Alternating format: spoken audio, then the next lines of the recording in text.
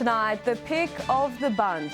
The Desalination Site Selection Committee finally reveals where the new plant will be built.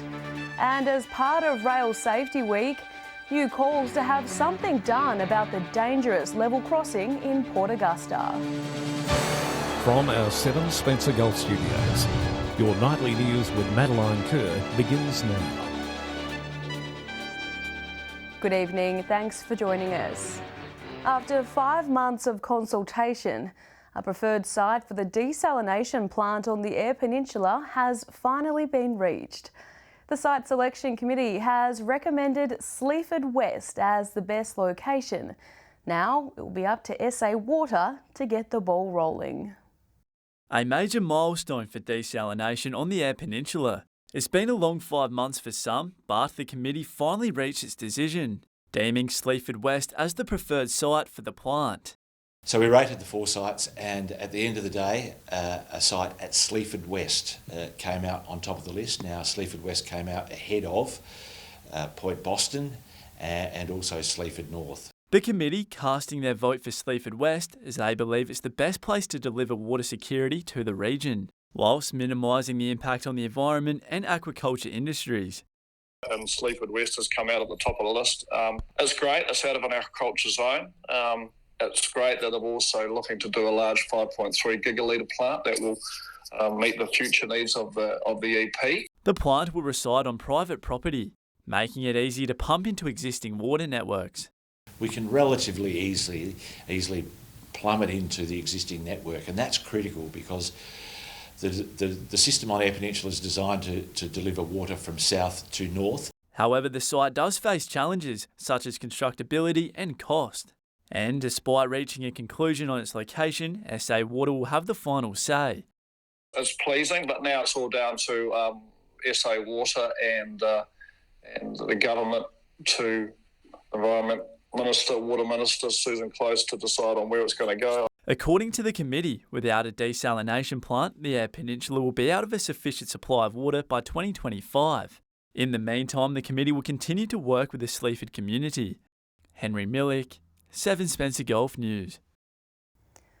Charges against a Port Augusta teacher accused of child grooming have been dropped. It was alleged a primary school relief teacher tried to entice a 16-year-old for sexual activity. Principals from Port Augusta West, Augusta Park and Flinders View primary schools notified parents of the charges, but stressed no students at those schools were involved. The woman walked from Port Augusta Magistrates Court after the complainant said he no longer wished to pursue charges. South Australia is partway through Rail Safety Week amid concerns of dangerous areas in Port Augusta. The City Council and state governments say they are aware of safety issues, especially at several level crossings. Trains are deceptively fast, can't stop quickly and can appear in front of you if you're not careful. Rail Safety Week remains a familiar annual occasion from the TrackSafe Foundation. This year's theme is Stand Back, Look Up, Stay Rail Safe. So for pedestrians, put your phone down when you approach the level crossing. Use the controls that are there, so don't cross against the green man. Port Augusta City Council raised rail safety at this week's council meeting, with level crossings in the city still a concern. Over the border in Victoria, the state government has removed 65 of the most dangerous crossings, with plans to remove them all. It's very important people follow the rules, obey the rail crossings, don't try to speed through the red lights and don't try to beat the dongs, and remain safe. The crossing at Stirling North on Racecourse Road has been described as one of the most dangerous in regional South Australia. Drivers and pedestrians have often used risky behaviour to get across the tracks. The state government says it's aware of the Stirling North level crossing problem. I am aware that Stirling North and a few other places, there are some rail crossing issues, so they need to be addressed. In April this year, a 65-year-old man died when his ute collided with a train at the Horrocks Pass Road crossing, with the vehicle pushed hundreds of metres before the train could finally stop. Daniel Pizarro, 7 Spencer Gulf News. Western Local Land Services held an information session last night for local landholders around Broken Hill. It was the perfect chance for pastoralists to air their concerns and be prepared for any possible outbreaks of animal diseases. Being ready for the worst, if that's what it comes to. Around 33 landholders were present at the Sturt Club last night to find out more about the emergency animal diseases in Indonesia. It's very reassuring to know that many landholders have an active interest in finding out more about the possible emergency animal diseases that could threaten their livestock. Foot and mouth disease hasn't been in Australia since 1872, but thanks to data presented from other countries, local land services can offer people information on how to prevent or reduce the risk of these animal diseases entering the country. We know the general gist is that they're both very negative diseases, and certainly we want to do as much as we can to prepare and hopefully prevent and or mitigate any potential entry. Vaccination is a possible way of controlling EAD. However, it may have implications on trade. Vaccinated animals, which may not have the virus, might not be acceptable for export for many markets, and hence it will pose a significant export risk. Western Local Land Services are holding another information session in Ivanhoe next Wednesday, August 17. If you have any questions about any emergency animal diseases, contact your local Land Services office. Joshua Mercer, 7 Spencer Gulf News. Still to come tonight, coming along nicely. Upgrades to Mount Remarkable National Park take shape with a focus on inclusivity. And which rural fire brigade is sporting these new wheels? And it's not just any old fire truck.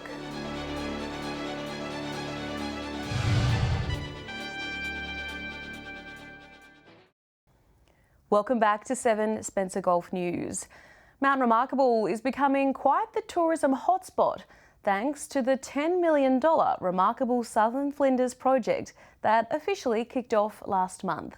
The district is utilising its beautiful landscapes through the construction of lookouts and trails for everyone to enjoy. Remarkable things are happening at Mount Remarkable. With the Bluff Lookout, endless walking trails and bike tracks attracting attention. Getting over 1,000 vehicles a month travelling up to the Bluff Lookout, and it's really helping the town and the district as a whole, attracting a lot of people. Many years of planning and costing approximately $800,000.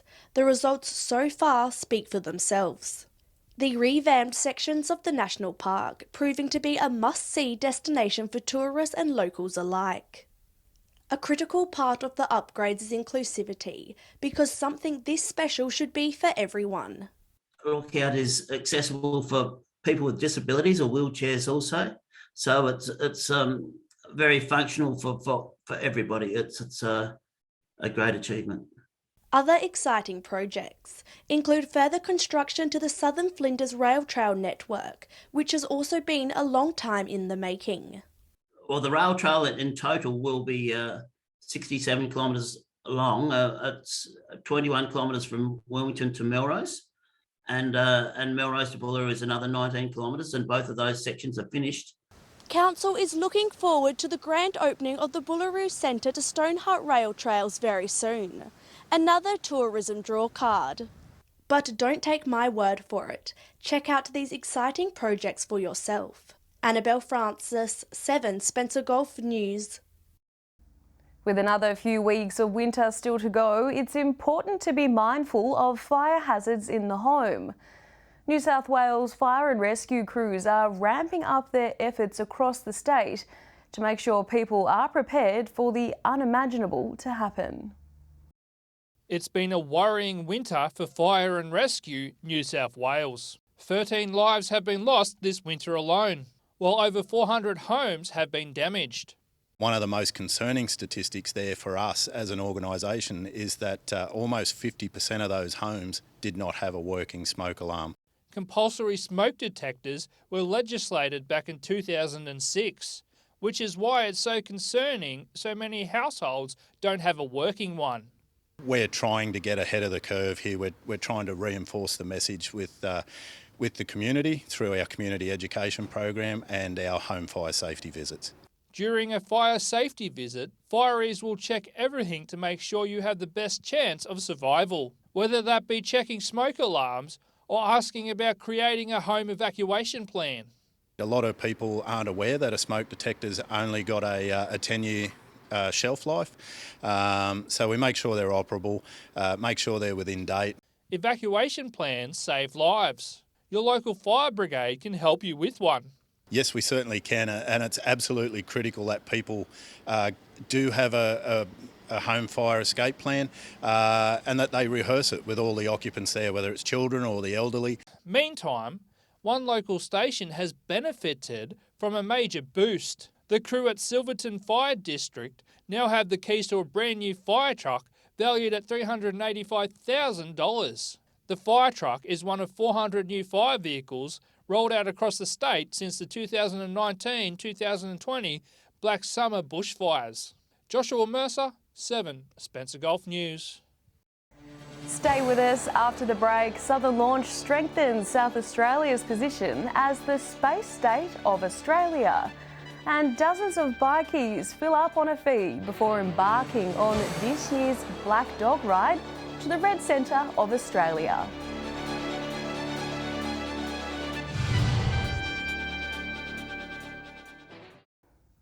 Welcome back. Two South Australian manufacturing companies have been awarded a $1 million grant to build mobile launch rails for the space company Southern Launch. The funding is part of the Australian Space Agency's Moon to Mars grant program, with the project set to contribute to over 10 local manufacturing jobs. The rail aims to be used at both Kinniba and Whalers Way, offering flexibility in space launch locations. Southern Launch CEO says the rails will strengthen their position as the space state of Australia. Gas streetlights in Port Pirie have been given a new breath of life thanks to Australian Gasworks. The Port Pirie Regional Council wants to keep the pieces of history alive, and the community and businesses are thankful. Popular local business Khan Bray has posted on social media multiple times about the importance of Port Pirie's heritage and are pleased the streetlights have been refurbished. The project coincides with the 130th anniversary of natural gas in Port Pirie. The Lions Club of Port Pirie has partnered with the Lions Medical Research Foundation to conduct skin cancer screening sessions. These sessions will take place at Flinders View Park on Saturday the 20th and Sunday the 21st of August. The sooner a skin cancer is identified and treated, the better chance you have of further avoiding complications, such as surgery. Skin cancer checks will be free of cost, but bookings are essential. Port Augusta residents heard the hearty yells of engines revving this morning as this year's Black Dog Ride left town. Since its inception back in 2009, the aim of the motorcycle ride is to raise awareness about mental health and provide support for those in need. A warm breakfast provided by the West Augusta Football Club was greatly appreciated by the participants in this year's Red Centre Run, held by the Black Dog Institute. For over a decade, the charity has raised funds and awareness for mental health across Australia, including suicide prevention and tackling depression. We start conversations basically, and that's if we share some of our stories, because most of us have got lived experience or family experiences with depression or suicide. So by us opening up and being real about our own experiences, then other people open up and then it helps them. COVID forced the cancellation of the previous two Red Centre runs, but this year's event is yet to come across any speed bumps in the road. Following a safety briefing with particular attention on fuel levels, 80 bikers left Port Augusta West this morning. Today we're going from Port Augusta up through Glendambo to Cooper Pedy, and we'll finish in Cooper Pedy today.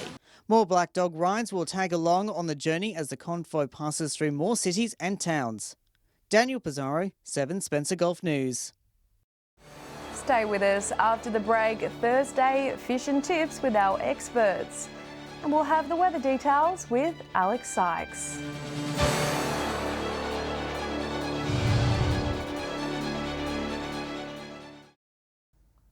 Welcome back to 7 Spencer Golf News. It's Thursday and you know what that means.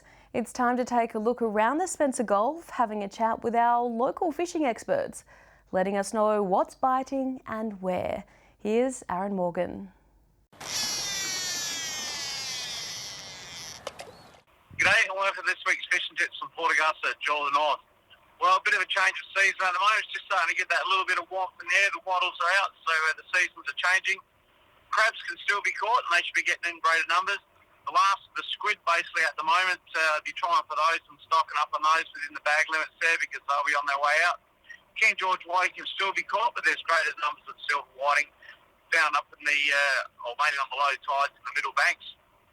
There's a few snook getting caught down around over in Patterson and around in the old powerhouse site. There's some nice salmon getting caught in there, and you can bet there'll be a couple of kingfish in there amongst those salmon as well. That's all we have for the Jewel North. G'day guys and welcome to Fishing Tips in Port Lincoln. We'll start locally. The squid are finally on the improve. We have had some better reports over the past week. Size isn't great, but numbers are starting to build back up, which is good. Up along the North Shore there's been some garfish caught and the bay's been pretty quiet for whiting, but we have had some reports from around Boston Island. Some of the better whiting reports have been from down the passage, from Carcass Rock down to Taylor's Landing. The south coast is still producing quite a few salmon, mainly around the 1.5 to 3 kilo size, and once again casting lures has been the best method down there. Up at Tumby Bay there's been some snook caught trolling lures out in front of the township, and some nice whiting caught around Tumby Island.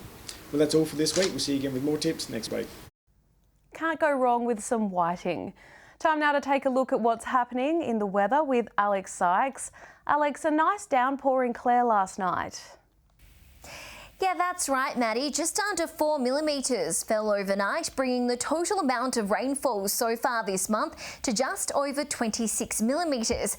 But there's a fair way to go if Clare wants to equal last August's total of 66.8 millimetres. I guess we'll just have to wait and see. Looking at today's weather, a windy day in Port Pirie, 19 degrees. Cleve topped 12 degrees. Clare reached 14 today. Looking more broadly at today's temperatures, it was 19 in Cooper Pedy and Whyalla, 20 degrees in Port Augusta with gusts of up to 63 kilometres an hour this afternoon, 12 in Kadina, 14 in Port Lincoln, recording a few millimetres in the gauge. Taking a look at the satellite image now, a slow-moving low-pressure system centred south of Port Lincoln will move slowly eastwards to be over the southeast of South Australia tomorrow, then become centred east of Bass Strait over the weekend. A high-pressure ridge will move over the west during the weekend and move slowly eastwards early next week. Moving on to tomorrow's weather outlook now, and we'll start with the Gulf waters. Northwest to southwesterly winds 15 to 30 knots, seas between 1 and 2.5 metres. South to southwesterly swell below 1 metre, increasing up to 2 metres in the afternoon. Showers and 15 in Port Lincoln tomorrow, down to 7 tonight, 14 and rainy in Cleve. Between 6 and 17 in Woodner, showers as well. Whyala's low temperature will be 7 degrees, 16 tomorrow. Showers in Port Augusta on Friday, set to reach a top of 18, 15 and rainy in Kadina. Between 8 and 16 in Port Pirie and showers, just 11 degrees on the way for Clare, down to 6 tonight, and Broken Hill will have a high chance of showers, most likely in the late morning and afternoon, 16 degrees. Taking a look further through the week now, Saturday is looking rather wet at this stage. 15 degrees in Broken Hill with a high chance of showers, most likely in the morning and afternoon. 15 in Kadina and Adelaide as well. Slightly warmer in Port Lincoln, Woodner and Port Pirie, all heading for 16 on Saturday. Showers and 17 in Whyalla, 18 in Port Augusta. Moving on to Sunday's forecast, Whyalla and Broken Hill will be spared from the rain. Showers just about everywhere else. 19 degrees and rainy in Port Augusta, sunny in Cooper Pedy, 19 degrees. And taking our first look at how Monday is shaping up, temperatures will be a few degrees warmer than the weekend, and the rain is moving away from the west side of the upper Spencer Gulf. Drizzly and 17 degrees in Port Lincoln and Port Pirie, partly cloudy and 20 degrees in Port Augusta, 18 in Woodner and Whyalla.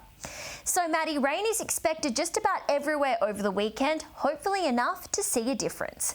And that's all the weather from me for tonight. I'll have an update a bit later, but for now, it's back to you. Thanks for that, Alex. And that's the local news this Thursday. I'm Madeline Kerr. From all of us here, thanks for joining us. I'll have updates a little later, but until then, enjoy your evening. Good night.